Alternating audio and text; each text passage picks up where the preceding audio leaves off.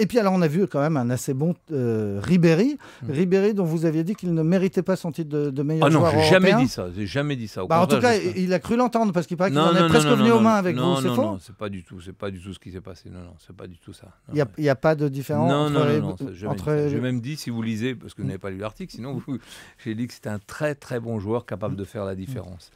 Et vous aviez dit que Messi et Ronaldo méritaient plus ce titre de joueur européen que lui. Ce sont de meilleurs joueurs. Enfin, je veux dire, ce que je vous dis là, tout le monde le pense, même probablement lui, mais ça ne veut pas dire qu'il ne mérite pas le Ballon d'Or. Au contraire, je pense que si vous voulez, sur la saison qu'il a réalisée et sur les progrès énormes qu'il a fait au cours des 6 derniers mois, il le mérite. Alors, on a vu aussi un très très bon Mamadou Sakho, 23 ans, super défenseur et qui a marqué 2 des 3 buts. Il a été formé au PSG, club que vous avez entraîné, mais finalement, on l'a laissé partir à Liverpool, club que vous avez entraîné. C'est pas un peu dommage ? Pour lui, en tout cas, c'est un beau challenge, parce que Liverpool, c'est un très grand club d'Europe. Et bon, il estimait ne pas avoir suffisamment de temps de jeu au Paris Saint-Germain. Il a décidé de partir.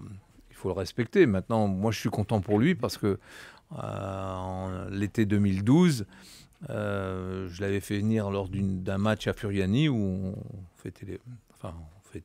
on célébrait plutôt l'anniversaire des 20 ans de Furiani avec la tragédie qu'on sait. Et il y avait une sélection internationale contre une sélection corse. Et lui faisait partie de cette sélection internationale.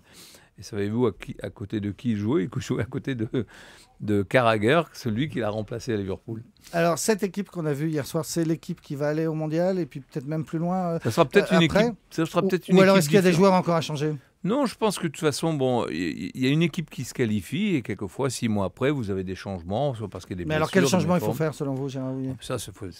Là, moi, je ne suis pas sélectionneur, il faut demander à Didier, mais il y a des jeunes actuellement qui frappent à la porte et je pense qu'il y en a quelques-uns qui, petit à petit, dans les matchs amicaux, vont faire leur apparition. Et pour leur faire de la place, il faut en laisser quelques-uns en France ? Je pense à Nasri, par exemple, certains le disent. On a été très, très sévère et très dur avec lui, comme envers d'autres. Moi, j'ai aimé sa réaction quand j'ai vu la manière dont il célébrait l'événement et surtout les buts marqués avec ses coéquipiers. Et je pense que Nasri reste un très bon joueur, même si probablement il a raté son match en Ukraine. Il n'était pas le seul d'ailleurs.